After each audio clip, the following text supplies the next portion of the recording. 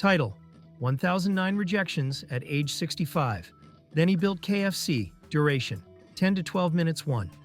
A 65-year-old man sits in his car outside a restaurant in Salt Lake City. He's broke. He's living off a $105 Social Security check. His restaurant just closed down because a new highway bypassed his town. Most people his age would retire, except defeat, fade away quietly. But Harland Sanders isn't most people.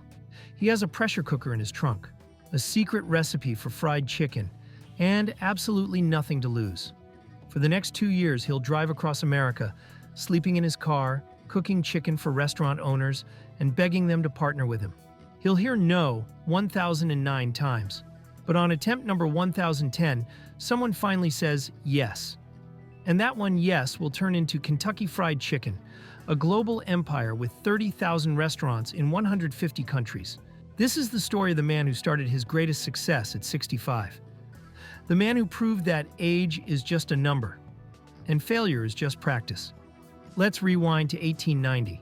Harland Sanders was born in Indiana. His father died when he was just 6 years old. His mother had to work multiple jobs to feed the family. At age 7, young Harland had to cook for his younger siblings. That's where he learned to make chicken. That's where it all began. But life wasn't kind to Sanders. He dropped out of school in 7th grade. At age 10, he got his first job on a farm, earning $2 a month. Over the next decades, Sanders tried everything. He worked as a streetcar conductor, a railroad worker, a soldier, an insurance salesman, a tire salesman, a steamboat operator. He got fired, a lot. When he worked for the railroad, he got into a fight with a coworker and was fired. When he studied law while working as a railroad fireman, his legal career ended after another fight. He sold insurance, fired for insubordination. Sanders had a temper, and it kept destroying his opportunities. But at age 40, something finally clicked. In 1930, Sanders opened a service station in Corbin, Kentucky. He started serving meals to travelers from a small table in the back of the station. His fried chicken became popular. Really popular. Sanders didn't just fry chicken the normal way. He used a pressure cooker, a new invention at the time, which cooked the chicken faster and kept it juicy. He experimented with 11 herbs and spices until he found the perfect combination. Word spread. People started coming not for gas, but for the chicken. In 1935, the governor of Kentucky made Sanders an honorary Kentucky Colonel for his contributions to the state's cuisine. That's where the title came from. By 1937, Sanders had expanded into a 142-seat restaurant across the street. Business was booming. He was finally successful. At age 47, after decades of failure, he'd found his calling. For the next 15 years, Sanders ran his restaurant. It became a local institution. Travelers would detour just to eat there. Life was good. But then, in the early 1950s, disaster struck. The state announced plans for a new interstate highway, Interstate 75. It would bypass Corbin entirely.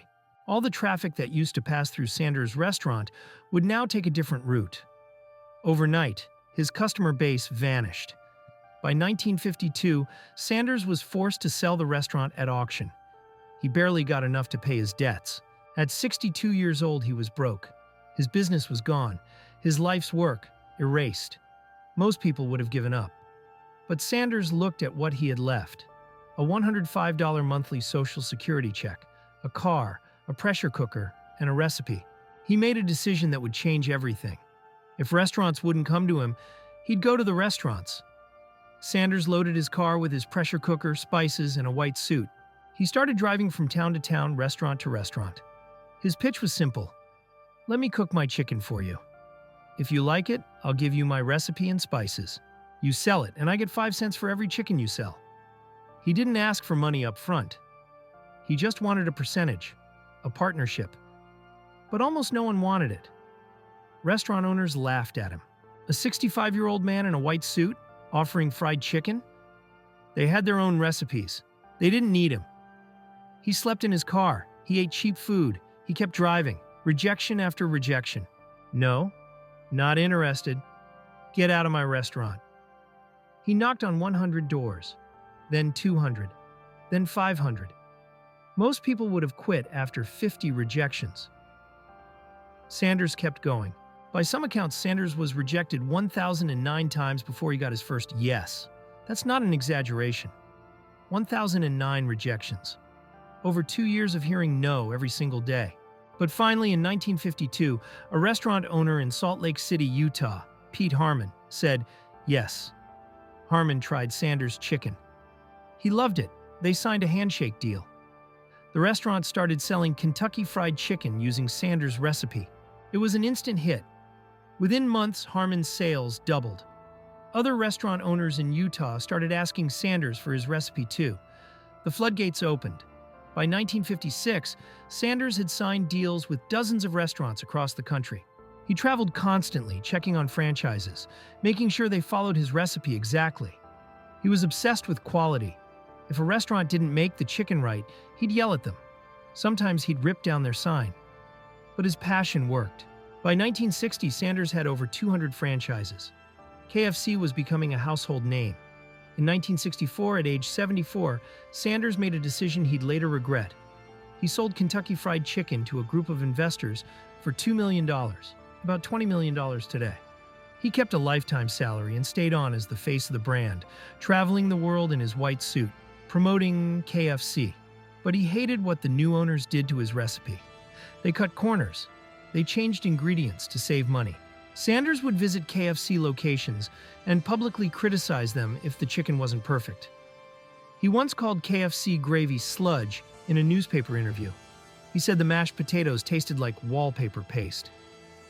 The company tried to sue him, but Sanders didn't care. He was protecting his legacy. By the 1970s, KFC had become one of the largest fast food chains in the world. There were thousands of locations in over 80 countries.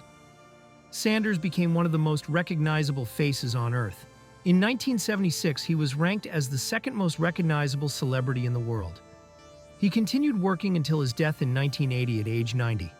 Today, KFC operates in over 150 countries with more than 30,000 locations.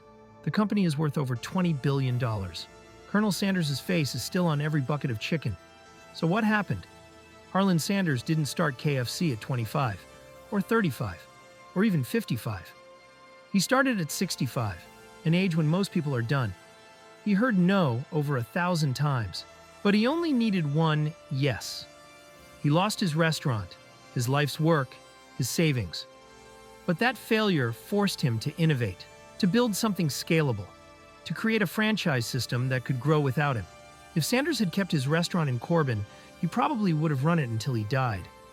It would have been successful, but small, a local gem, nothing more. Losing everything forced him to think bigger. The 1,009 rejections weren't obstacles. They were the training. Each no taught him how to pitch better, how to cook faster, how to prove his chicken was worth it. When Pete Harmon finally said yes, Sanders had perfected his system. He knew exactly how to run a franchise. He'd practiced 1,000 times. Success at 65 wasn't luck. It was the result of 65 years of preparation. Harland Sanders got fired from a dozen jobs, lost his restaurant, was rejected over 1,000 times, started his greatest success at an age when most people retire. Because age doesn't determine your success. Your refusal to quit does.